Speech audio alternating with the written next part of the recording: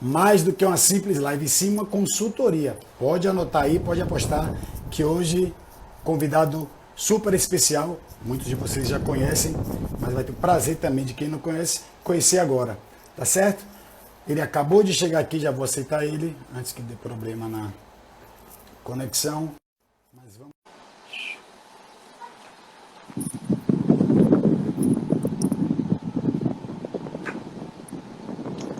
Olá, boa noite, Olá, pessoal. Boa noite, Rafa. boa noite, Jorge, tudo beleza? Tudo Hoje tranquilo. mais uma live, mais uma consultoria aqui no canal de Rafa Lira Treinador. E primeiro, tenho que te agradecer mais uma vez, todo mundo ficou pedindo sua presença e que vire uma série, né? De toda semana, a cada 15 dias, a gente está fazendo esse encontro e levando conhecimento para todo mundo, que isso é o que importa. E como eu estava falando, hoje é um dia super especial, porque vamos abordar temas que são de total relevância para a sociedade como um todo, né? Para a saúde de todo mundo, como obesidade, perder peso, pico de insulina, miostatina, aeróbico jejum, estratégias que a gente bolou para poder fazer com que a pessoa perca peso e se mantenha daquela forma que ela acredita ser a melhor possível e saudável para ela, não só esteticamente, mas também saúde. E também lembrando que vai ficar muito claro no final dessa live, no final dessa consultoria, que perder peso não é só subir na balança e ver que você está mais leve, e sim a sua composição corporal. Perder peso é diferente da sua composição corporal. Tá certo? Para quem não conhece, o Dr. Jorge vai se apresentar, você vai ficar sabendo um pouquinho mais sobre ele, e daí então a gente vai começar já com o pé direito para não perder tema e entrar com tudo nesse tema que é de total relevância. Vai lá, doutor Jorge. Boa noite. Meu nome é Jorge Valente, eu sou médico. Tenho por especialidade inicial um título de especialista em ginecologia, mas trabalho há muitos anos já em medicina integrativa, que hoje é o meu maior foco. Falar de emagrecimento requeriria uma live de uns 4 dias. Então, resumir tudo isso em uma hora vai ser um trabalho árduo, que é por isso que talvez essa série seja algo mais proveitoso para todo mundo. Mas eu procurei tentar dar uma resumida nas principais coisas para que esse seja pelo menos o ponto de partida, né? E como em toda patologia, antes da gente falar como se consegue revertê-la, a gente tem que fazer um breve histórico de como tudo isso aconteceu. Eu gosto muito de falar que as pessoas estão muito preocupadas com a pandemia do coronavírus, que é algo realmente que é preocupante, que as pessoas devem ter relevância na vida das pessoas, mas eu digo que a pandemia da obesidade é tão ou mais importante, mata muito mais gente no mundo e infelizmente não tem a mesma visibilidade, embora exista uma vacina. Na realidade, a vacina vai ser o somatório de todas essas atitudes, de todas essas estratégias que a gente, ao longo dessa live, vai falar para todos vocês. Então, o que é que aconteceu? Muita gente quer, de uma maneira simplista, levar a obesidade a um fator exclusivamente genético ou exclusivamente a uma preguiça da pessoa, que é uma simples equação de diminuir caloria e de aumentar gasto calórico. E não é bem assim.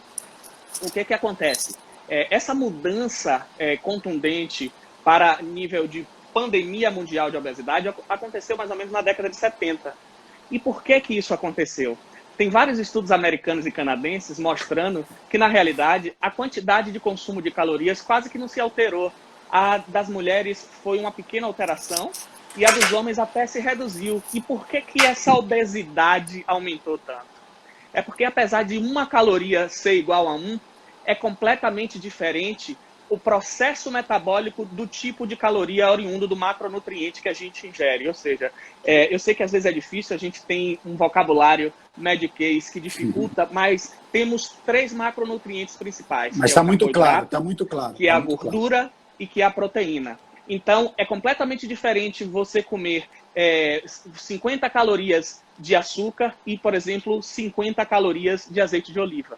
Essas 50 calorias de açúcar vão causar um distúrbio na sua insulina, de pico e de toda uma transformação metabólica que essas 50 calorias do azeite não vai.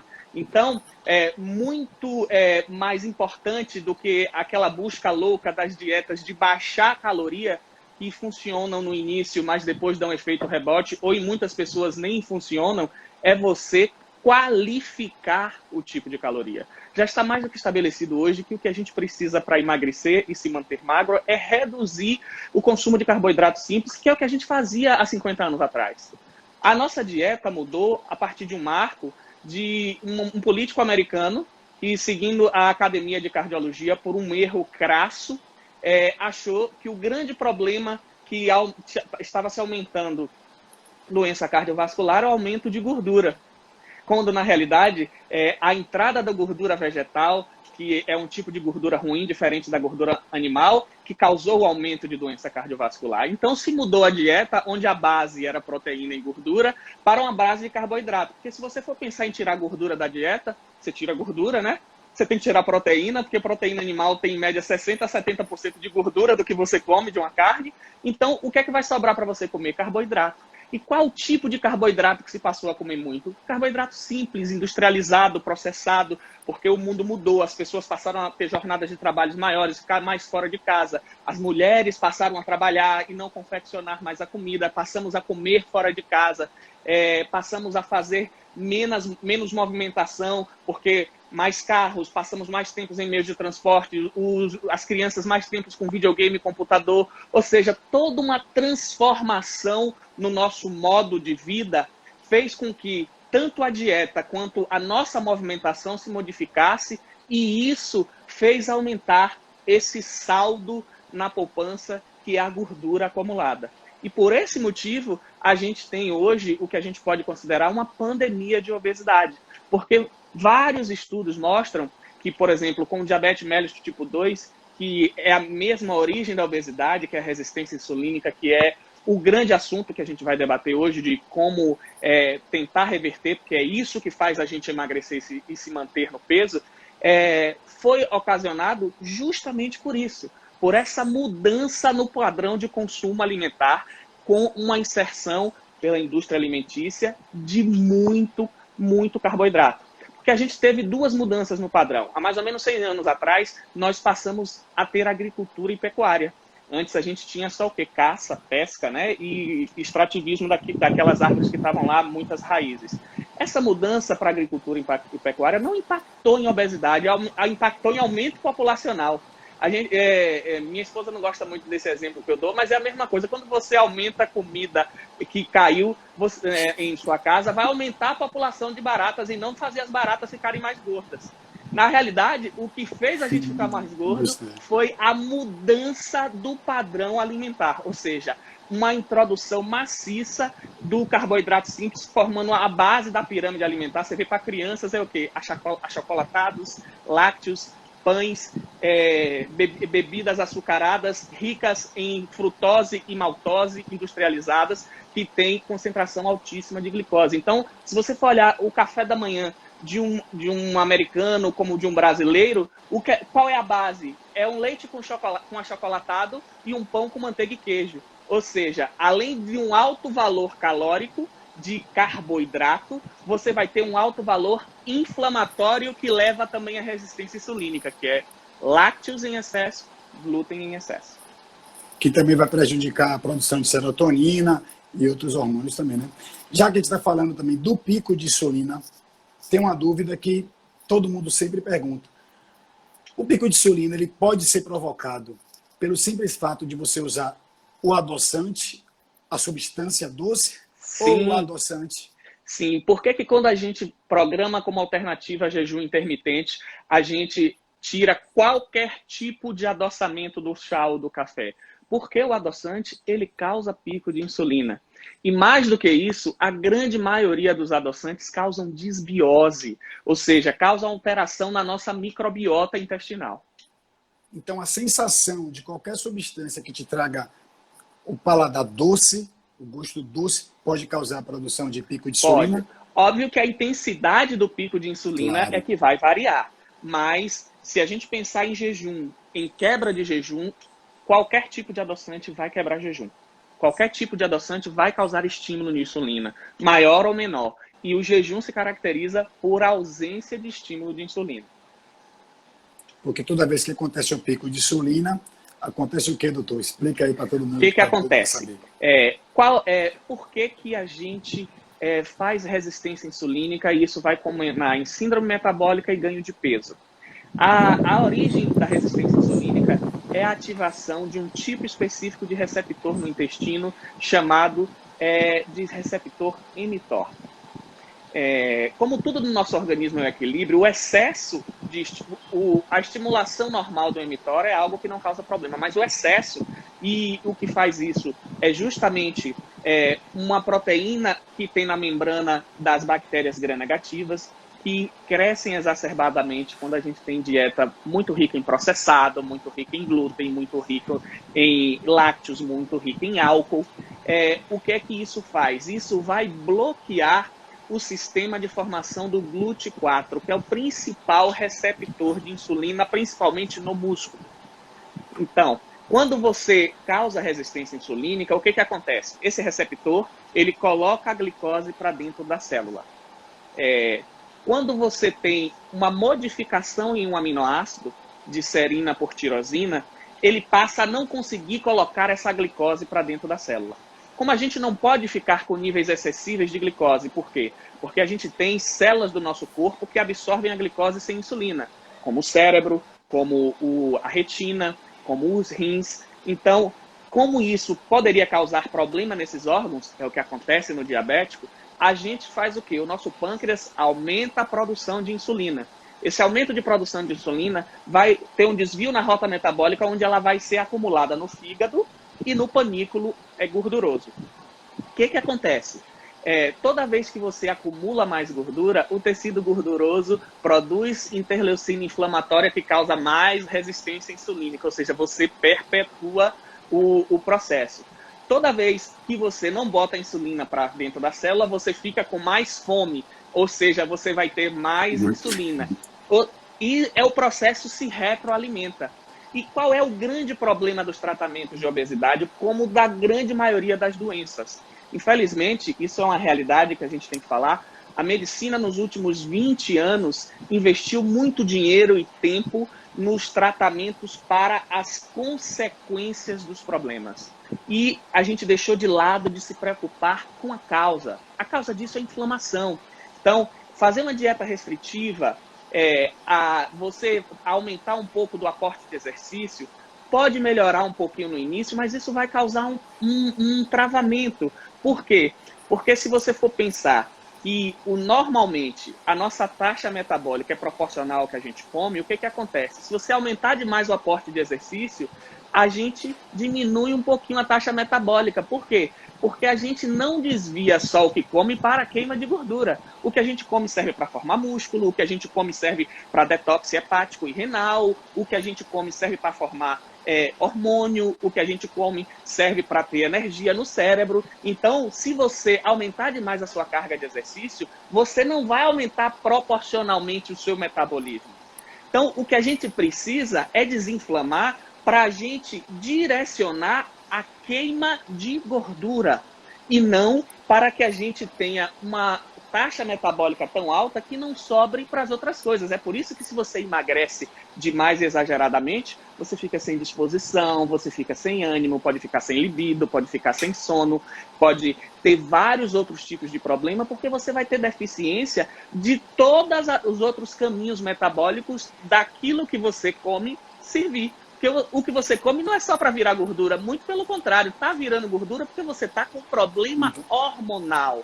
Então, toda obesidade tem que ser tratado como um problema hormonal, que é principal do receptor de insulina, mas que se não for tratado, vai gerar distúrbios em todas as outras searas hormonais, como na seara do sono, no intestino, que foi o precursor, e quando você está com o intestino ruim, você vai causar alguns problemas como má absorção de nutrientes, má digestão de nutrientes, que geram mais desbiose, que vão gerar mais resistência insulínica. Uma bola de neve, né?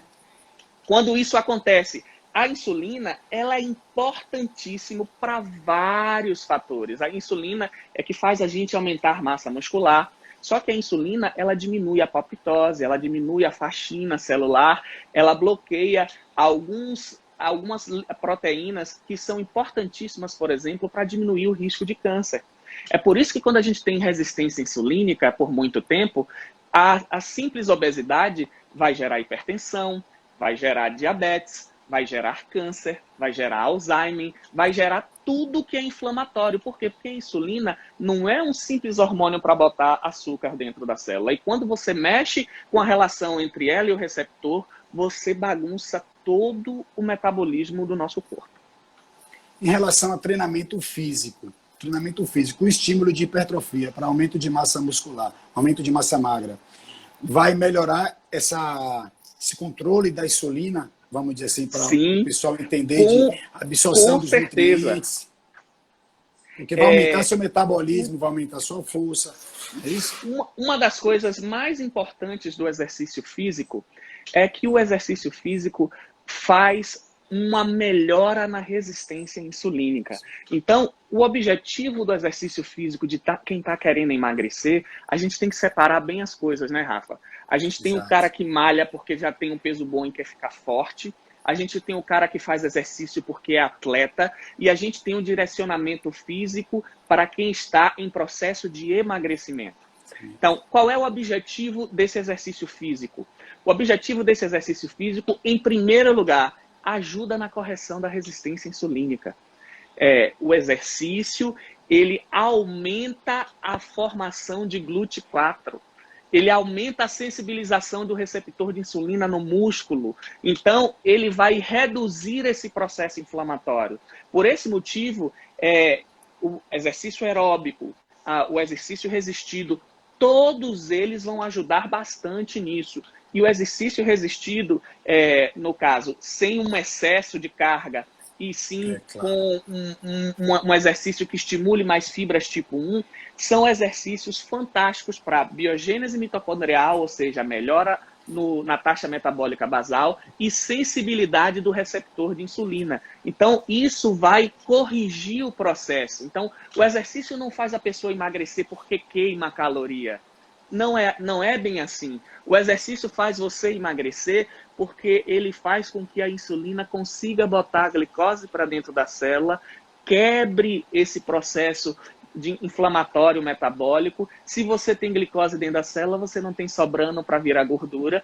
E o exercício também bloqueia o pico de insulina, porque a insulina, ela aumenta a massa muscular, sim, mas ela também aumenta a produção de gordura no adipócito. Então, quando você tem uma ação que é normal da insulina, o que vai acontecer é que ela vai priorizar o acúmulo de massa muscular. Quando você tem resistência insulínica, você tem excesso de insulina. O que vai acontecer? Ela vai aumentar a lipólise. Então, quando você faz o exercício físico, você vai regular a lipólise, a lipogênese, desculpe, que é o acúmulo de gordura, e vai favorecer que o metabolismo gire para o lado de queima de gordura. Então, é essa a grande função do exercício físico, ajudar na quebra da resistência insulínica. E todas as estratégias para um emagrecimento saudável visa justamente isso, corrigir o defeito do receptor insulina. A gente faz isso com a comida, a gente faz isso com antioxidantes, a gente faz isso com hormônios que estejam em deficiência, que são estimuladores desse processo da insulina, e a gente faz isso com atividade física. Então, na realidade, tudo se soma para o mesmo objetivo de corrigir o defeito do receptor de insulina. Por isso que uma estratégia, assim dizendo, que as pessoas usam de fazer uma dieta hipocalórica, por si só vai fazer com que ele perca peso e vai estar regularizando a saúde dele. E, na verdade, ele vai estar perdendo massa magra, vai ficar o falso magro, né? Pode desenvolver uma sarcopenia, uma síndrome metabólica também, e vai prejudicar até no processo de perda de peso. Quando o ideal seria fazer um exercício físico com o intuito também de aumentar a massa magra, não só de queimar calorias. Não é isso? Com certeza. Sobre o jejum intermitente, que é uma estratégia também muito usada para poder quem quer perder peso, quem está querendo, ou então manter o peso corporal. Quando é jejum intermitente, o que a gente deve consumir logo após o final do jejum intermitente? O que acontece? O jejum intermitente é uma ferramenta muito importante para ajudar no emagrecimento. Por quê? Porque toda vez que você come várias vezes, não é só o aporte calórico que é importante, e sim o número de vezes que você come também é importante. Existia uma teoria errada de comer de 3 em 3 horas acelera o É isso. metabolismo. Muito pelo Verdade. contrário. Muito pelo contrário. Então, a célula, ela precisa de um tempo para fazer a faxina. Ela precisa de um tempo para reorganizar tudo dentro dela. E toda vez que a gente come, que tem pico de insulina, você lança na corrente sanguínea várias citocinas inflamatórias. Por quê? Porque o mastócito libera essas citocinas na tendência de fazer vasodilatação intestinal para aumentar a absorção do nutriente que você ingeriu. Então, toda vez que você come, você inflama. Então, é muito mais lógico que você, não que você reduza a quantidade, mas que você reduza o número de vezes, porque você vai inflamar menos. Então, é isso que o jejum faz. Então, o jejum, ele aumenta a autofagia, ou seja, a autofagia está intimamente ligado à longevidade. Hoje em dia, uma das coisas que a gente estuda muito para quem faz longevidade, que é a minha paixão, é justamente descobrir todos esses mecanismos que aumentam proteínas que regulam a autofagia. Porque a autofagia, ela aumenta o telômero. O que é o telômero? O telômero é uma parte do nosso cromossomo que está intimamente ligado com a quantidade de vida que a gente tem, com a qualidade. Quanto menor o telômero, menos vida a gente tem. Quanto maior, mais vida a gente tem. E toda vez que você regula a autofagia, você aumenta o telômero. Por quê? Porque você bloqueia a ação da telomerase. O que faz isso são proteínas chamadas de sirtuínas. E assim, quando a gente vai ver o que a dieta equilibrada faz, o que antioxidantes como resveratrol, como picnogenol, como ácido alfa-lipoico, como cúrcuma, o que eles fazem é aumentar essas proteínas sirtuínas, ou seja, e melhorar o telômero. Com isso a gente fica menos doente e vive mais. E o jejum faz exatamente isso. Então, o jejum para a pessoa que está com sobrepeso é uma coisa, para a pessoa que está obesa é outra. Por quê? Porque a pessoa obesa tem um nível de insulina lá em cima, o que dá muita fome. Então, por mais que a gente vá lançar mão de várias estratégias para bloquear essa insulina, muitas vezes no início ele não vai conseguir um jejum muito grande. É a mesma coisa de você pegar um sedentário e querer que ele faça uma maratona. Então, a gente vai começar sempre aos poucos. É como um exercício físico. Eu comparo o jejum intermitente a um exercício físico, que você vai fazer um treinamento. Então, qual é o mais fácil? É começar com um jejum diário de 12 horas, tipo, a mesma coisa que você faz para fazer um exame de sangue. Você vai comer 8, no máximo 9 horas da manhã, toma café 8, 9 horas, ou 8, 9 horas da noite, toma café 8, 9 horas da manhã. Já é um jejum que traz benefícios. E à medida que ele vai emagrecendo, que vai regulando a inflamação, que vai diminuindo a insulina, ele vai conseguir chegar num patamar que é 2 vezes por semana fazer um jejum de 16 horas.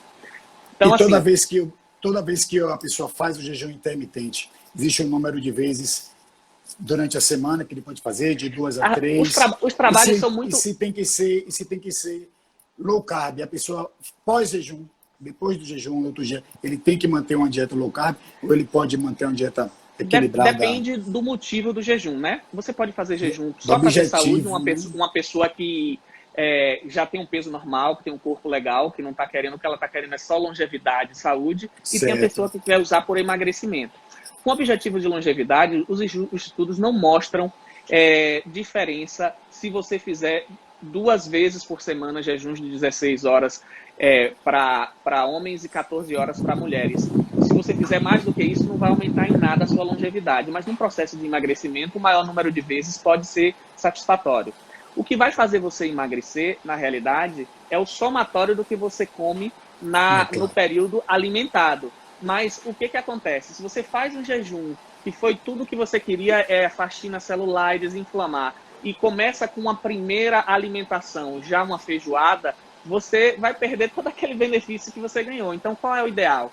É você reduzir o carboidrato simples dessa primeira refeição. Normalmente, como você pode fazer? Uma estratégia boa é você usar um pool de aminoácidos ou um shake de proteína para quebrar esse jejum. O jejum mais comum que as pessoas fazem, isso é uma coisa que varia de pessoa para pessoa, mas é o de pular o café da manhã, né? Então você vai tomar um pool de aminoácidos ou uma proteína e 40 minutos depois fazer uma refeição mais leve, com saladas, legumes, verduras, uma proteína com pouca gordura, um carboidrato complexo, um arroz integral, uma batata doce. E aí ao longo do dia você vai introduzindo as outras alimentações de acordo com o seu objetivo. Se é uma pessoa que tem um peso normal, que não precisa ter restrição tão significativa de carboidrato, uma dieta que ele está acostumado. Se é uma pessoa que está em fase de emagrecimento, nesse período ele vai ter uma restrição maior de carboidrato simples, o que não significa que ele vai ter restrição de caloria, ou seja, você pode ter uma dieta de 1.500 a 2.000 calorias e a única diferença ser a redução do consumo de carboidrato simples, ou seja, aumentar a proteína e gordura. Isso vai fazer ele emagrecer, se todo o resto estiver regulado, e principalmente, isso vai fazer ele manter massa magra, porque vários estudos mostram que uma dieta low carb, high protein preserva a massa magra, que é o mais importante no processo de emagrecimento, que é você tentar proteger a sua massa magra, você eliminar o líquido retido e a gordura. Principalmente uma pessoa saudável, porque se for uma pessoa que não pratica também nenhuma atividade física e está acamada, de qualquer forma ela vai terminar perdendo massa magra pelaquela famosa lei antiga do uso e desuso, né? Da lei do uso e desuso. Até porque as pessoas podem ouvir isso e pensar, só vou comer proteína e vou me manter sarado. E não é bem assim. Na realidade, assim, você só comer a proteína e a gordura e reduzir o carboidrato, se você já é sarado, você se mantém com uma atividade física regular. Mas se você quer ganhar, ou seja, se você deseja hipertrofia, aí não. Aí você tem que ter carboidrato. Uma dieta, é isso. Bom que fique bem claro para as pessoas, senão todo mundo vai parar de fazer atividade física. Tudo depende da fase que você está. E assim, objetivo, quem é a pessoa. Atividade física e dieta, independente do objetivo que você tenha de ganhar peso, de perder peso, de ganhar peso, eu digo de ganhar músculo, de se manter, quando você pensa em longevidade, você tem que considerar essas duas coisas como remédio, sabe? Como um hábito de vida que é importantíssimo. Por exemplo, ninguém deixa de escovar o dente, ninguém deixa de dormir, só quem tem insônia, mas aí não é voluntário. Todo mundo normalmente quer ir dormir. Ninguém deixa de tomar banho. Então, ninguém pode deixar de fazer atividade física nem de comer saudável. Óbvio, uma vez ou outra, que não deu, você tem 7 dias na semana. Se 4 a 5 dias você pratica atividade física, ótimo. Se 5, 6 dias você come adequadamente, 1, 2 dias no final de semana você põe o pé na jaca para quem já está equilibrado, ótimo. Porque você tem que levar em consideração que isso é levando a crer que é uma pessoa que já está em homeostase, que já está em equilíbrio. Por quê? Porque não adianta quem está acima do peso querer manter a dieta de segunda a sexta e jacar no final de semana. O que é que vai acontecer? Ele não vai ganhar, mas não vai perder. Vai ficar estagnado, então, não vai ter resultado. Se você levou 10, 15 anos para ficar 20 quilos acima do peso, não é em uma semana que você vai voltar a esse peso. Então você vai ter que passar por um período de sacrifício. Mas depois desse período de sacrifício, o que você precisa é reaprender a comer. Porque quando você está com tudo equilibrado, se você reduzir o carboidrato, mesmo mantendo uma dieta que não deixe fome, que esse é o ideal, você vai emagrecer. Se você faz exercício adequado para isso, se você corrigiu as deficiências hormonais, se você fez o equilíbrio de minerais, que são muito importantes, que é algo que a gente vai falar daqui a pouquinho, você vai conseguir emagrecer. Não precisa. Essa restrição maior é uma estratégia de choque que se usa no início. O cara está 20, 30 quilos do peso, você não pode manter algo que não seja com uma restrição, pelo menos por uns 30, 40 dias. Mas ninguém consegue essa restrição a vida toda. Então, o que você tem que aproveitar esse período é para reensinar o cara a comer, reensinar a mulher a comer, a reduzir o carboidrato simples, a tirar os alimentos anti-inflamatórios, a melhorar a ingesta de alimento de verdade, de reduzir industrializado, porque dessa maneira ele vai ter equilíbrio metabólico, ele vai ter qualidade de vida e vai emagrecer. E vai ser uma coisa devagar, aos poucos, que não precisa pressa. O que precisa é que ele seja duradouro, porque emagrecer em muitas pessoas é até fácil. A dificuldade de muitas pessoas é manter esse emagrecimento. Se manter. E é por isso que tem que ter esse equilíbrio, justamente. Mudança de hábitos, não só na alimentação, quanto na atividade física, a mudança de hábitos engloba tudo. Você falou uma coisa super interessante e, por incrível que pareça, passou uma pergunta. Uma pessoa que faz a dieta low carb, sempre ela reclama do hálito cetônico. O que é que está acontecendo? Realmente ela está entrando em cetose? Não está entrando? Justamente. Normalmente o hálito cetônico acontece quando ela está fazendo a conversão para cetose, que é para começar a tirar energia de corpos cetônicos. o que vai acontecer é que depois ela vai se adaptar e isso vai ficar tranquilo. Mas no Algumas primeiro pessoas momento... algumas pessoas usam até o carvão ativado, mas o carvão ativado não é muito indicado para isso, porque ele termina que não deixando o nosso corpo absorver algumas coisas, algumas substâncias, por assim dizer, e para poder abrir mão do hálito, vamos dizer assim, né? Assim, eu vi uma pergunta aí muito interessante de Camila, que é uma nutricionista que tem uma linha muito parecida à nossa, se vale a pena o dia do lixo. Eu acho que o dia do lixo é um exagero, mas eu acho que para quem está numa dieta restritiva, a gente tem que pensar, inclusive, na parte cerebral. Além do problema metabólico, o grande problema do obeso, do sobrepeso, do gordinho, é a ansiedade. Então, Compulsão assim, alimentar, tudo que acontece. depois de 2, 3 semanas, ele ter uma dieta livre, eu acho que funciona, inclusive, como regime de recompensa. Que ele diz, pô, eu me comportei, fiz tudo direitinho, e vai ser até o foco dele, eu vou malhar, eu vou treinar. Eu brinco com alguns pacientes até assim, olha, vamos fazer uma estratégia desse tipo. Tá difícil de fazer musculação, né? Como eu não sou alguém que pedala tanto quanto você, mas dou uma corridinha, eu digo, se você conseguir manter um treino igual ao meu nessa semana, e aí você vai merecer uma refeição livre no final de semana. Aí você vê o incentivo o cara a querer correr. Eu mando o quanto eu corri naquele dia, ele também, a gente no somatório da semana. Motiva, então, isso é uma coisa motivacional, e isso é uma coisa que vai fazer ele merecer. E aí aquela dieta livre no final de semana não vai impactar em nada na perda de peso dele, muito pelo contrário. Quando você restringe demais, o seu organismo tem uma tendência de dar uma travada. Então, você libera uma refeição livre, então o cara vai ficar bom de cabeça, vai tirar a ansiedade, vai ter o prazer, vai ter a recompensa e vai fazer ele se manter na dieta. Agora, um dia do lixo, eu acho completamente desnecessário. E o que eu trabalho com não meus pode pacientes, virar principalmente... rotina, né? Principalmente quem está na fase de emagrecimento. É diferente de quem está na fase já de manutenção. Ele vai fazer uma escolha. Ele gosta muito de tomar um vinhozinho, uma cervejinha e gosta de comer. Eu digo, a sua refeição livre é assim.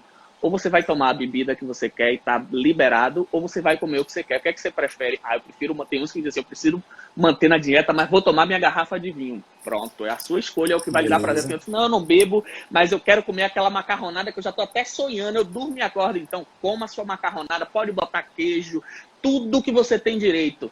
Mas é uma refeição livre no final de semana. Eu acho que um dia inteiro de lixo, aí a possibilidade de inflamação, de desbiose, de tudo que impacta no emagrecimento pode ser já prejudicial, principalmente para quem está num processo inicial descendo o peso.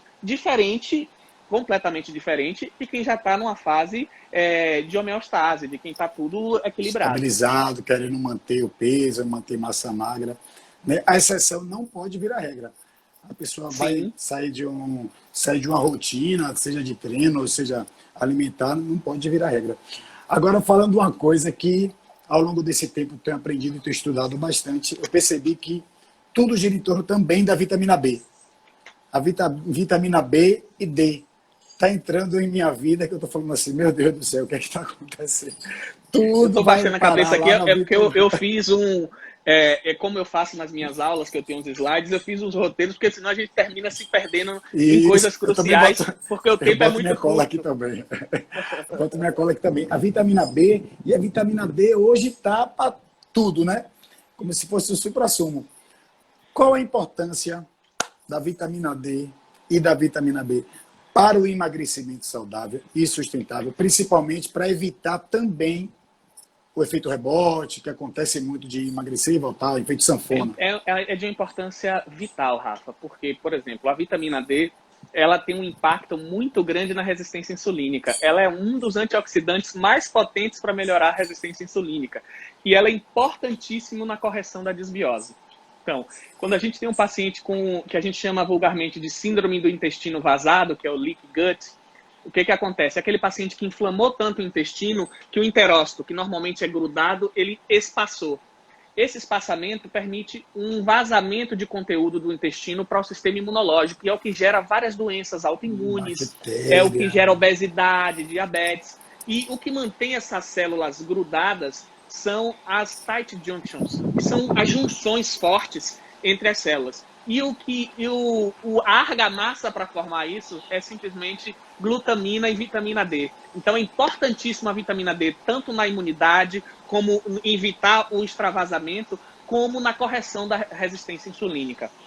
As vitaminas do complexo B são muito importantes, no que diz respeito principalmente à B12, porque a B12 ela entra na cascata da metilação, ajuda a baixar a homocisteína, que é um marcador inflamatório, e tudo que leva à inflamação gera estresse metabólico, pode gerar resistência insulínica. Fora que a vitamina B12 ela tem muita influência no que diz respeito à disposição, à parte muscular. Então, deficiência de vitaminas do complexo B pode fazer com que a pessoa perca a disposição de fazer exercício, fiquem mais preguiçosas, tenham uma regeneração muscular diminuída. Então, elas são importantíssimas nesse processo de emagrecimento. E a vitamina B, só com a alimentação a gente consegue bater a carga da vitamina B? Veja só, ou só suplementando? na grande maioria das vezes, a vitamina D é difícil. Se a gente tomasse só adequadamente, sim. Com a alimentação, vitamina D é difícil. Já a vitaminas do complexo B, a gente tem em mais abundância. Nos cogumelos, nas folhas verdes escuras, em muitos vegetais, em oleaginosas. Mas o que acontece também? O paciente com disbiose, com o intestino inflamado, ele tem, como a gente falou no início, um comprometimento na absorção. Então, o que faz com que a gente seja necessário suplementar para ter uma dose maior no período, e depois que a gente trata, que deixa o cara na homeostase, porque às vezes o paciente toma um susto, né? No início de tratamento, a gente faz uma lista de coisas para ele tomar, que não é remédio, que são antioxidantes, vitaminas. Aí ele olha assim e diz, mas cara, você está todo inflamado. Então eu preciso corrigir para que você chegue num patamar tudo, né? Que a comida e o exercício seja o básico, que a gente complemente só pequenas coisas, que é o que acontece depois que a gente consegue desinflamar esse paciente. Então, na realidade, no primeiro momento, muitas vezes a gente precisa fazer a suplementação por conta das síndromes de má absorção do intestino que está inflamado. A partir do momento que isso é corrigido, a gente vai reduzindo e muitas das vezes não vai ser mais necessário suplementação, exceto situações especiais, como assim, por exemplo, o cara é atleta. É totalmente diferente de uma pessoa normal. O cara que é atleta, ele tem um consumo exagerado de algumas coisas, como, por exemplo, de vitamina D. Às vezes de complexo B também. Às vezes de ferro. Então, às vezes... De vitamina C. De vitamina C, que é um cofator junto com a B12, que aumenta a absorção de ferro. Então, num paciente atleta, às vezes a gente tem que lançar mão de algumas suplementações por mais tempo, ou no paciente que tem doenças. Então, algumas doenças autoimunes, algumas doenças que comprometem determinadas funções, só a quantidade fornecida pela alimentação pode não ser suficiente. A gente falando muito do processo inflamatório, das vitaminas, minerais, a proteína animal também tem esse poder de fazer com que nosso intestino, a absorção seja prejudicada por causa dessa desbiose, por causa dessa inflamação. Sim, sim. Se a gente for seguir à risca, a gente deveria comer 2 porções de carne vermelha por semana e 2 de frango. O resto, peixe, ovo e a suplementação com whey ou pool de aminoácidos. Por quê? Porque são porções que alguns estudos na Inglaterra mostraram que aumentam o risco, inclusive, de câncer de intestino. Porque o excesso de proteína animal ativa o sistema mTOR, ativa uma determinada proteína chamada de monoaminoxidase, que ela, passando pelo fígado, ela vira uma TMAL, e como brinca o professor Murilo Pereira, um grande nutricionista, um grande idealizador e incentivador da modulação intestinal, o cara que tem muita TMAL, tá mal. Esse marcador aumenta a formação de pólipos no intestino, e quando você aumenta pólipo, você aumenta o risco de câncer de intestino, inclusive. Então, o consumo excessivo de carne animal, principalmente carne vermelha e principalmente processada. Eu não estou nem falando processado, porque processada eu acho que é uma coisa que a gente deve tentar excluir de verdade. O que é processado? É salsicha, presunto, linguiça, todos os embutidos. Isso é uma coisa que a gente deve ser a exceção da exceção. Ou seja, Alimento processado e ultraprocessado deve ser sempre a exceção da exceção. Você quer sair da dieta, vai jacar no final de semana, você vai comer um chocolate que você gosta, coma comida de verdade, pode comer uma pizza de vez em quando, uma macarronada, mas assim, esse tipo de proteína animal que é processado é algo que a gente deve realmente reduzir significativamente a ingesta.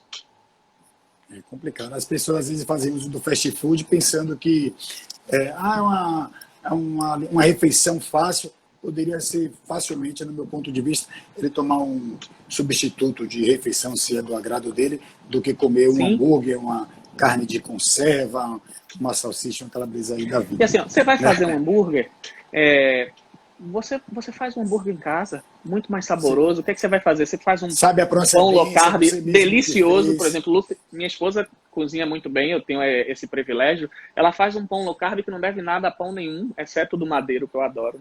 Não estou fazendo propaganda, não ganho nada para isso, é porque eu gosto mesmo. E ela confecciona com uma carne de verdade. Você pega uma carne com menos gordura, mistura, faz um blend com uma que tem um pouquinho mais de gordura, que é o que vai dar liga, vai misturar com aveia e com os temperos, com especiarias, e você vai fazer um hambúrguer delicioso, sem condimento, sem conservante, vai matar sua vontade. Porque o que a gente precisa? É o grande conselho que eu dou às nutricionistas, as que têm mais convivência comigo e as que estão nos assistindo, que com certeza tem algumas, é que eu acho, na minha opinião, que toda nutricionista deveria ter noção de gastronomia. Por quê? Porque ninguém fica gordinho porque não gosta de comer. As pessoas gostam de comer, querem continuar comendo. O que a gente tem que fazer é ela comer saudável. Aí, se você tem no seu cardápio só coisa saudável, mas que não atrai o apetite, que não envolve o cérebro, que não causa prazer, não tem então cheiro, não tem a visão você não vai conquistar saborosa, esse paciente. Então, o que a gente tem que fazer é fazer a comida saudável ficar gostosa. E não tentar transformar uma comida que já é gostosa em saudável. Isso aí eu acho realmente muito ruim e termina como assim? Brigadeiro de não sei o que com banana da terra. Isso não é brigadeiro. Brigadeiro é brigadeiro. Um dia na semana que você está livre, você que está equilibrado, como o brigadeiro como ele deve ser. Mas como é que você muda isso? Por exemplo, um molho de salada maravilhoso que vai fazer aquele vegetal que você não gosta ficar muito bom. Para as pessoas que não têm intolerância, que não têm doença, eu tenho um grande amigo nutrólogo, Fernando Pequeno, que diz o seguinte, que não existe comida ruim, existe comida com pouco queijo. Então, queijos de qualidade, que vão ser exceção, que não é todo dia, fazendo molhos maravilhosos, por exemplo, num espaguete low carb, você vai matar a vontade, vai saciar o desejo, vai deixar o cérebro daquela pessoa com recompensa, satisfeito, e vai fazer com que ele queira manter a dieta. Agora, se você passa um negócio só salada, para botar 2 colheres de azeite, ou então a carne grelhada, ou então um arroz integral, e que a não variação fica apetitosa, é dentro disso aí, né? que não fica apetitoso, pô, depois de 2, 3 semanas, o cara não quer mais olhar para a cara da comida.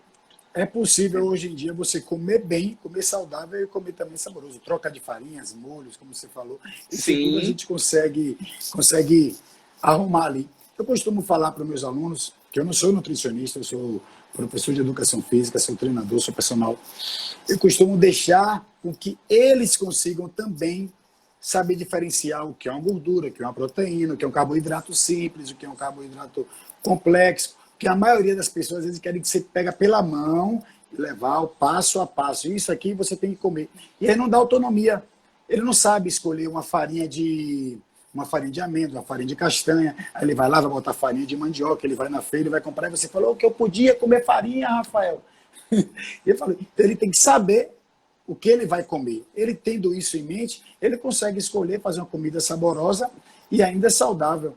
Né? Uma coisa que eu fiquei impressionado essa semana, foi até assistindo uma live que você fez com o nutricionista, me esqueci o nome dele agora essa semana, sobre a leucina. Foi com o Marcelo Soares, ele é na realidade bioquímico. Bioquímico, isso, desculpa. Ele falando da leucina. Então aquilo ali eu lembro que... Mas a esposa dele é nutricionista, físico, é como se ele fosse, ele incorporou. Eu estava tomando, eu fazia fisiculturismo, competia, e a gente tomava, eu tinha um suplemento, que a gente pode falar a marca aqui, que era o Leucix. E o Leucix era assim, o suplemento que todo mundo tinha que tomar. Quer ficar grande, tinha que tomar o Leucix. Então, a maior parte do Leucix ali estava indo para o ralo e ainda estava impedindo, na verdade, que a gente tivesse hipertrofia muscular. Até o ovo, que tem a leucina lá em cima, se você comer em determinado Porque momento, você tem quantidade, um vai limiar de atrapalhar. leucina que se você chega no limiar máximo é ótimo, mas se você passar dele, você só vai fazer xixi caro. Porque o excesso de leucina vai entrar no Isso, ciclo da ureia, isso. vai virar xixi, aí aquele suplemento caro que você está tomando está saindo tudo na urina, literalmente. Então, a única diferença é que você faz xixi caro, mas não vai ficar mais forte por conta disso. Vai gastar o dinheiro tomando, comprando a leucina e vai estar fazendo o xixi caro. Eu gostei da parte do queijo e agora essa aqui está anotada também. Qualquer comida fica boa se tiver Teve muito uma queijo, pergunta né? muito importante de como é que a gente sabe que o intestino está inflamado. Basicamente, a maioria das pessoas analisam só a frequência com que o paciente vai ao banheiro. Isso é importante. Você tem que ir diariamente, tem que ter um ciclo ritmado, ou seja, normalmente um horário regular, o intestino regulado faz isso. A consistência das Principalmente mulher fezes, que é constipada, né? sim. A consistência são fezes que saem inteiras, amarronzadas, úmidas, que você não tem muita dificuldade de fazer a sua higiene. É diferente de fezes que saem bolinha, ressecada. Então, tudo isso a gente leva em consideração. Fora o quê? Má digestão com algum alimento, muitas gases, muita eructação, que são arrotos, muita flatulência. Tudo isso são sinais de que seu intestino pode não estar ok. Mas existe um exame chamado de Indicans, que é um teste para desbiose, que é um exame que se faz na urina, que vai medir justamente um marcador inflamatório e um médico que entende dessa parte, isso faz parte do meu protocolo normal, todo paciente que vem para mim, porque quase 90% das pessoas que não tem isso tudo regular tem algum grau de desbiose, a gente faz esse exame e depois disso a nutricionista vai entrar com um protocolo justamente alimentar para primeiro tratar a desbiose. E porque se não tratar a desbiose, o que acontece? Nada que eu fizer vai ser bem absorvido. Então, primeiro a gente trata a desbiose, desinflama o intestino, para que tudo que a gente vai fazer para a pessoa emagrecer conseguir funcionar bem. Só para eu não esquecer do mineral, assim, o zinco, o manganês, o cromo e o selênio são importantíssimos, que em variados graus eles vão interferir na correção da resistência insulínica. Por quê? Porque a gente tem a enzima que faz a conversão do GLUT4 e toda a enzima tem cofatores. E a maioria desses cofatores são esses minerais. Então, o nosso solo no Brasil é paupérrimo em magnésio, por isso que grande parte das pessoas precisam ser repostas de magnésio. Muitas pessoas têm deficiência de manganês por desbiose. O zinco é importantíssimo. Tem vários estudos que mostram que obesos têm nível sérico de zinco. O zinco tem cofator de mais de 300 enzimas e de vários passos para a resistência insulínica. Por isso que eu fiz uma analogia, porque eu estudo muito essa parte, que o obeso ele é mais propenso a ter uma Covid mais grave. É por isso que nos protocolos de tratamento de coronavírus tem zinco. Por quê? Porque o zinco entra como cofator de algo que bloqueia a enzima que faz a replicação do vírus, que é um vírus RNA. E todo obeso tem, a grande maioria deles, níveis de zinco diminuído. Então, não é o fato só dele estar acima do peso. Tem vários pequenos fatores da inflamação, Que da influenciam, suplementação, né? que estão influenciando. E o cromo, eu gosto de falar do cromo porque, assim, tem pessoas que têm aquela avidez por doce, que algumas já é uma coisa natural e outras que estão aumentadas pelo desequilíbrio metabólico, né? Aí todo mundo acha que o picolinato de cromo vai ter uma mágica, que você vai fazer uma dose, ela vai tomar 3 vezes por dia e não vai ter nunca mais vontade de comer doce. Na realidade, o que é que o Exato, exato. picolinato de Todo mundo cromo, pensa o que é isso. que o cromo GTF, que são algumas das maneiras que você pode manipular o cromo, vai fazer? O cromo, ele age diretamente no receptor de insulina, diminuindo a resistência, e ele tem uma ação insulina simile, ou seja, ele bloqueia o pico de insulina. Então, na pessoa que você está fazendo tudo direitinho, o picolinato de cromo vai realmente diminuir a vontade de doce. Por quê? Porque a vontade de doce excessiva é comum em quem tem resistência insulínica, porque como ela tem baixa de energia, o nosso organismo é muito inteligente. A maneira mais rápida de você repor energia é com carboidrato. É que tem uma rápida absorção. Você come um carboidrato, 30, 40 minutos depois você absorve. Você come uma proteína, pode levar até 8 horas. Então, esse desvio alimentar para um consumo de determinado alimento, muitas das vezes é guiado não pela vontade do paciente, sim pela desordem metabólica. Então, o picolinato de cromo sozinho, não vai conseguir fazer isso. Mas a pessoa que está com a dieta adequada, que corrige o intestino, que está lançando mão de tudo para reduzir a resistência insulínica, o picolinato de cromo vai ajudar muito na correção da resistência insulínica, e isso a médio e longo prazo vai diminuir a avidez por doce. Mas não é aquela coisa que eu tomei hoje, amanhã eu não quero mais comer doce. Isso não existe. Se fosse para enumerar as principais estratégias para perder peso, eu acredito que seria exame, testar, né? Laboratório, fazer todos os exames, ver o que está em ordem e desordem, mudança de hábitos, tanto alimentares como de exercício físico. Você teria algo a acrescentar sobre isso? Falar, Rafa, Sim. Eu ainda falaria tal coisa. Primeira coisa, corrigir o intestino. Não adianta ele mudar a dieta e fazer exercício se o intestino estiver inflamado, não vai funcionar. Então, primeira coisa, isso. Segunda coisa, lançar mão das estratégias para correção de resistência insulínica. Aí, depender do grau, existem várias coisas que a gente pode fazer. Tanto de antioxidantes como análogos da insulina. Em alguns pacientes a gente tem que usar remédio, tipo Victoza, tipo Saxenda. Isso vai depender do grau de obesidade, a gente vai precisar lançar mão em alguns pacientes. Óbvio que tudo que você falou está correto, uma dieta, atividade física, mas só dieta e atividade física para poder saber o que está...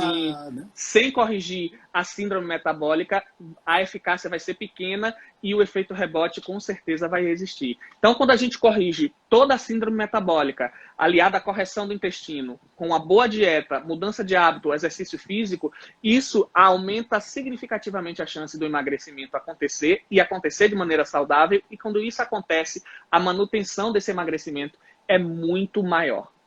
É muito mais fácil do paciente estabilizar. Mais duradoura, evita que a pessoa muito mais duradouro, sanfona. Justamente. Né? E ainda melhora também na imunidade, o cara vai ter a vida dele muito mais saudável, né? Tá faltando 3 minutinhos pelo meu cronômetro aqui, 3 a 4 minutos. Então, para a gente não se despedir correndo hoje, conseguiu cobrir grande parte das coisas, né? Aí depois o que a gente pode fazer é dividir cada uma dessas etapas e falar de uma maneira mais minuciosa. Foi show de bola. Por isso que eu digo, isso aqui não foi uma live, não foi uma aula, foi uma consultoria. Porque se a pessoa fosse para aprender um pouquinho de cada coisa que aprendeu hoje aqui, teria que estar gastando na sala de aula uma fortuna. E o conteúdo está aqui para todo mundo. São 22 anos de estudo. Estudando uma média de 2 horas por dia. Na pandemia aumentando para 4, é uma conta longa. Não só para quem é atleta ou não é atleta, para um estilo de vida mesmo saudável, né? Para uma transformação a pessoa consegue fazer. Claro que isso aqui é só o feijão com arroz que a gente está falando, é o básico. Você não vai sair daqui o super atleta, nem a pessoa mais saudável do mundo. Mas eu aposto que se você pegar cada dica dessa, todo dia, for ficar ligado aqui comigo, ficar ligado com o Dr. Jorge lá no Instagram dele, eu tenho certeza que você vai melhorar muito sua saúde, sua qualidade de vida. Umas considerações finais aí, doutor Jorge, para todo mundo. E que dia vamos cobrar, fazer um mutirão para todo mundo cobrar. Para 15h15 a gente está se encontrando. Em primeiro lugar, por melhor que Rafa seja, por melhor que eu seja, por melhor que seja a sua nutricionista, o seu psicólogo, o agente principal do seu emagrecimento é você. Nós podemos juntos contribuir por, no máximo, 35%, 40% do seu resultado. 60% do resultado é obra do paciente. Então, nós somos facilitadores, mas não existe pílula mágica, não existe remédio mágico. O que existe é mudança de vida. E a mudança de vida inclui tudo isso aqui que a gente falou. Assim, cerca de 30% a 40% das pessoas que fizerem tudo que a gente falou vão emagrecer e vão ficar bem. 60% das pessoas que têm síndrome metabólica vão precisar de uma consulta no médico para que tenha uma avaliação mais pormenorizada. Então, aquela pessoa que precisa emagrecer, vá ao médico, porque mais do que estética, o sobrepeso e a obesidade são fatores predisponentes para a grande maioria das doenças do envelhecimento. E entra como fator de risco em quase tudo que nos mata. Quase tudo que nos mata. Então, assim, o que eu queria deixar nas pessoas é que, assim, não é um objetivo de estética, não é uma procura de todo mundo ser magro, não, é você ser saudável, você baixar o seu percentual de gordura para a normalidade. Uma gordurinha localizada é completamente diferente de obesidade e sobrepeso. Não é ter um abdômen traçado, não é ter uma musculatura fora do normal, é ter um percentual de gordura que lhe traga saúde. Esse é o objetivo que eu gostaria para todos vocês. Uma boa noite a todos. E assim, eu acho que a semana que vem eu não posso garantir que eu já retornei meus atendimentos presenciais em São Paulo e no Rio. A gente toma todos os cuidados, a gente fez algumas diminuições, mas graças a Deus estamos voltando. Nossos pacientes precisam seguir os seus tratamentos, porque grande parte faz online, mas nem tudo dá para fazer online. Algumas coisas precisam ser presenciais, como, por exemplo, a colocação dos nossos implantes, que a gente usa em muitos pacientes.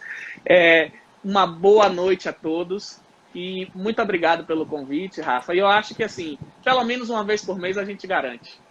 Quinta-feira eu acho um ótimo dia. Que está perto do final de semana, a pessoa pensa 2 vezes no que vai fazer. Já alerta a pessoa o que ela vai fazer.